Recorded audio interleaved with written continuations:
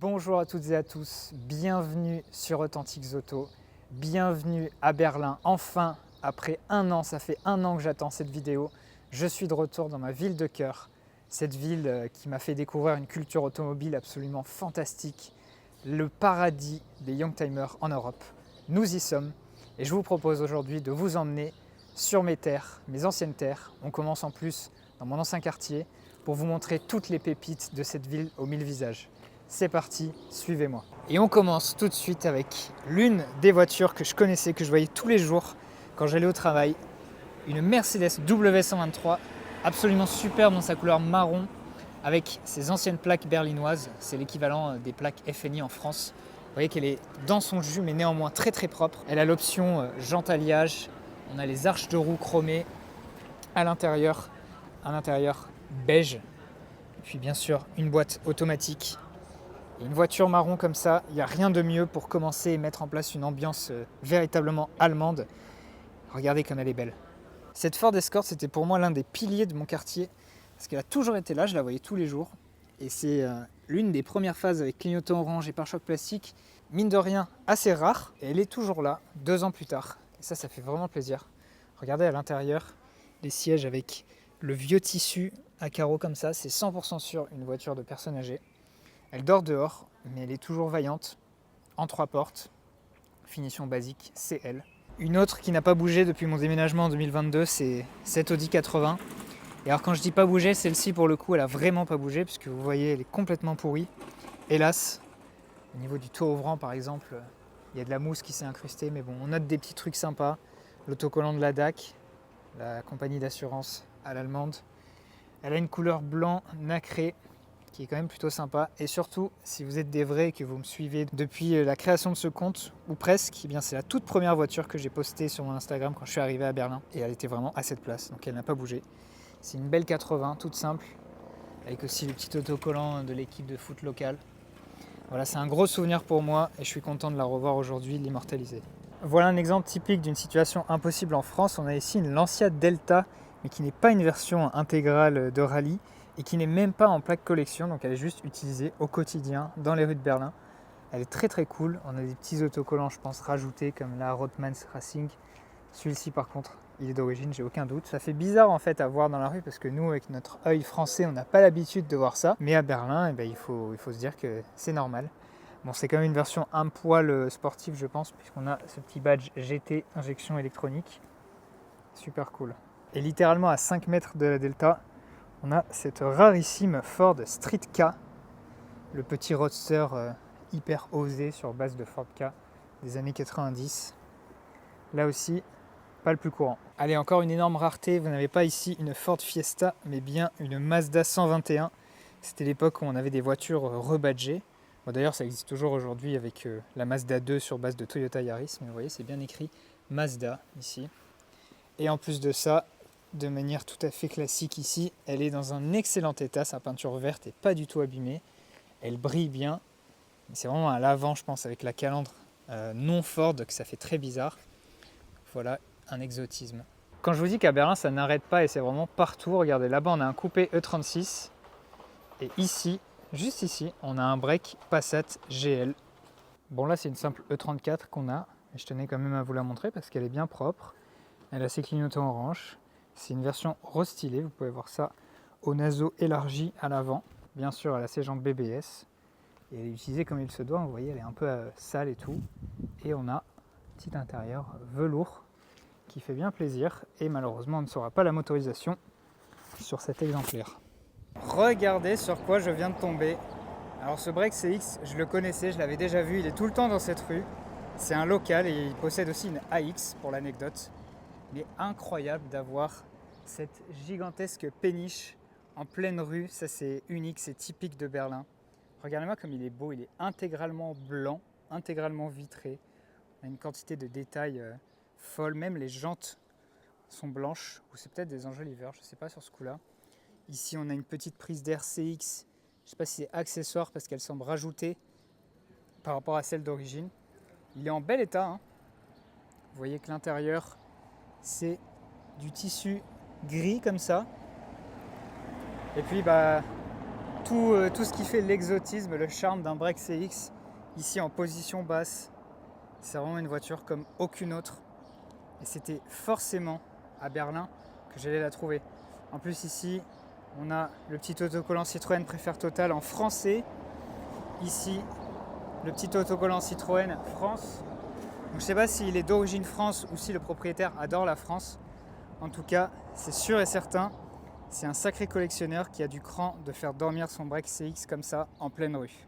Alors cette petite Renault 5 là, elle est intéressante parce qu'on dirait une espèce de petit tuning d'époque, genre un jeune permis qui serait fait une petite voiture sportive. Elle a des jantes nids d'abeille mais quand même avec un logo Renault dessus. Elle a des petits sièges un peu sportifs, des sièges pétales avec appuie-tête, petit volant à trous, un toit ouvrant également. Donc je sais pas trop ce que c'est le projet là-dessus, j'ai aucune idée du moteur, mais je pense pas que ce soit un moteur véritablement puissant. Mais elle est quand même plutôt mignonne. À Berlin c'est très courant, mais pas en France évidemment, les Toyota Starlet de cette génération. Je voulais vous filmer celle-ci, alors il y en a plein, donc ça sera je pense la seule de cette vidéo, mais celle-ci était très très propre, donc c'est pour ça que j'ai tenu à vous la montrer. Puis c'est représentatif de la ville également. Donc elle est rouge, des petits clignotants orange, des petites jantes en tôle très sympa et surtout ce petit décal sur le côté qui est magnifique. Et voilà l'arrière, c'est vraiment la petite citadine parfaite pour cruiser dans ces rues de l'ouest berlinois. Nous avons là une Mazda Miata et j'insiste sur le terme Miata, vous voyez c'est écrit ici et non pas MX5 parce que celle-ci a été importée des États-Unis. On peut le noter à sa petite plaque, à ses pare-chocs un peu proéminents, puis à l'intérieur on a un airbag, des compteurs en miles. Mais heureusement, elle est entièrement d'origine. Donc ça reste très plaisant à voir ici. Magnifique break S124, ici restylé en version E280, donc à 6 cylindres. Vous voyez qui est vert foncé, avec ces jantes-là qui correspondent à la finition Sportline. Et en plus, celui-ci est vraiment bien équipé. On a l'intérieur cuir beige perforé, on a l'airbag, on a les sièges chauffants, on a la climatisation. C'est un bel exemplaire, bon il est un petit peu rouillé, vous avez vu quelques points de rouille, mais franchement, il est vraiment classe, surtout devant cet immeuble absolument superbe. Combo on ne peut plus typique ici, deux générations qui se croisent. Donc nous avons bien sûr une W124, assez basique, mais on notera que ce sont les premiers exemplaires avec les pare-chocs en plastique et les bandes fines sur le côté. Et puis ici, son ancêtre, la W123, une 230e tout simple, qui en plus arbore ces vieilles plaques d'origine berlinoises. Alors bon, les deux sont pas dans un très bel état, hein, franchement, mais ça fait quand même vraiment plaisir. Et ici on a un autocollant qui nous parle du catalyseur qu'on a sur cette W123, qui doit avoir de nombreux kilomètres. Et je vous montre le combo sous l'angle inverse. Et ça c'est vraiment typique de la ville. Autre aspect de la culture automobile berlinoise, forcément, on a encore des voitures de l'ancien bloc de l'Est, l'ancien bloc soviétique. Et donc cette Lada notamment. Mais cette-ci, elle est très chic, hein. Vous pouvez le voir, elle a beaucoup de chrome et tout, elle a des pneus à flanc blanc. Bien sûr, elle est en plaque collection, donc c'est un amateur qui a ça. L'intérieur très chaleureux, caramel. Elle est absolument sublime et à l'arrière, vous voyez, on a un vrai passionné, hein. Donc je vous montre l'arrière globalement, mais on peut voir qu'il y a la petite miniature, il y a la petite trousse à pharmacie. Il y a même l'espèce de brochure, je pense que ça c'est une enveloppe, en tout cas c'est magnifique. Et ici, un autocollant rappelant l'Union soviétique. Bref, ça c'est sublime. Alors ça pareil, c'est assez typique de Berlin, mais c'est quand même plutôt exotique sur nos routes françaises. Une Mazda 323 en coupé comme ça, en 2 volumes, c'est pas hyper élégant, mais c'est typique du biodesign des années 90, donc je vais pas me priver de vous la montrer. Elle n'est pas en super bon état, mais bon, c'est un peu un ovni, donc franchement, ça méritait de faire partie de cette vidéo. Changement d'ambiance, nous sommes sur le Kurfürstendamm, l'avenue la plus chic de Berlin. Vous voyez une petite SLS à droite, où il y a plein de supercars qui défilent, mais on a aussi de très belles pièces, à l'image de ce CL600, génération W140. Un gros coupé un petit peu controversé par rapport à sa face avant, comme ça, mais qui aujourd'hui est bien sympa. Il est noir avec des pare-chocs bicolores gris, il a ces jantes là à 8 trous intemporelles et surtout regardez-moi cet intérieur biton avec le téléphone, le bois partout, les sièges mémoire et on peut voir sur le levier de vitesse le petit logo V12. Donc c'est quand même une sacrée prise et même à Berlin c'est quelque chose de rare, je peux vous le garantir, j'en ai pas vu souvent. Encore un beau coupé E36, ici dans un superbe vert et avec sa vieille plaque berlinoise. Non content d'être dans un bleu hyper rare, franchement j'en ai jamais vu de cette couleur, ce break W210, eh bien c'est un E420, vous le voyez, c'est indiqué ici. Autrement dit, on a un V8 4 litres 2 sous le capot. Alors bon, il est bien fatigué, hein, il est complètement mangé par la rouille, mais bon, on a quand même l'intérieur entièrement en cuir beige, finition élégance. Ça c'est le genre de tracteur qui doit avoir 300-400 000 km. Mais c'est typique des Allemands, une couleur originale et le plus gros moteur. Grosse curiosité que cette Ford Thunderbird qui se voulait une version néo-rétro, à l'époque où le néo-rétro ça commençait à être à la mode en Europe et aux États-Unis. Et bien celle-ci, bon, c'est un cabriolet qui s'est pas forcément super bien vendu, mais qui est quand même assez rare. On en voit pour ainsi dire même jamais sur les routes de France. Et alors comme ça en couleur bleu turquoise, c'est très étrange. Et visiblement celle-ci, elle roule pas souvent hein, parce qu'elle est quand même très très sale, elle s'est pris tous les trucs des arbres qui sont tombés.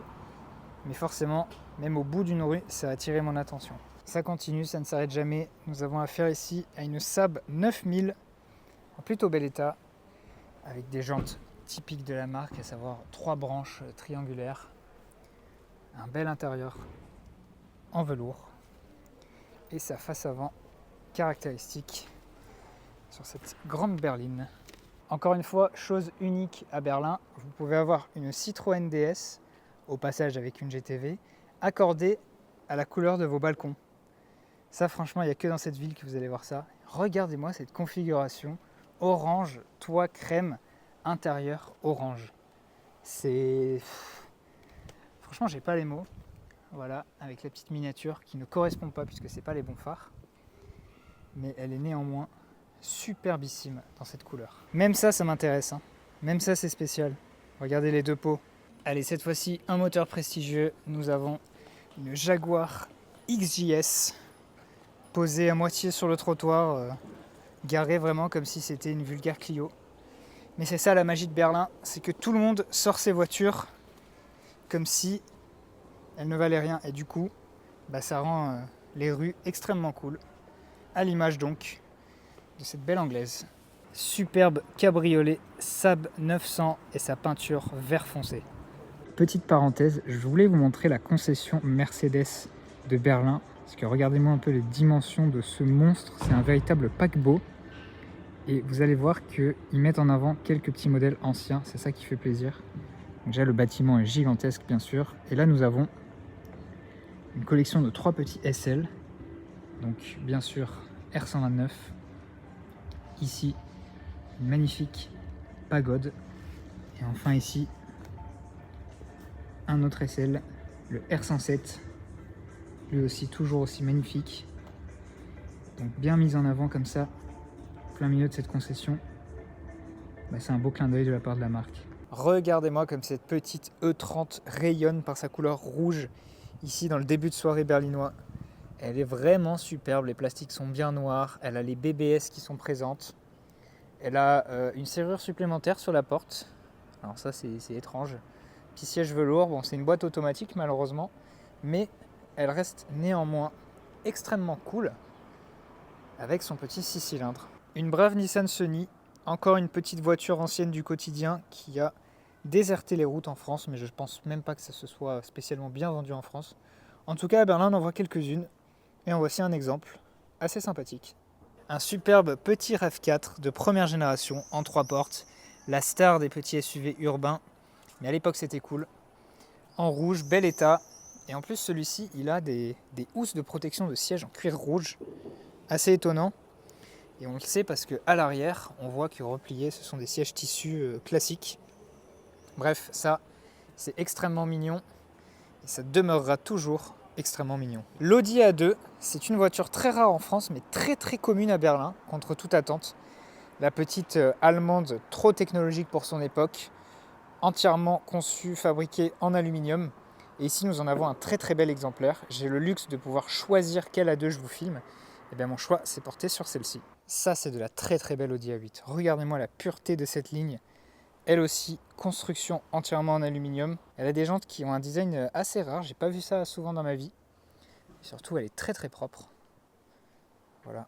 la grande berline alternative moins connue aux classes S et série 7. Voilà un minivan assez marrant, un Mitsubishi L300. Je pense que ce porte-à-faux très bizarre, c'est parce que le moteur, à mon avis, doit être genre là sous le plancher avant. Et surtout, ce qui m'a attiré, c'est ces petits autocollants là comme ça. De quoi voyager dans un gabarit tout à fait réduit. Allez, encore une berlinoise en plaque d'origine, cette fois-ci une toute simple mais très propre Volvo 440 GL avec de beaux enjoliveurs.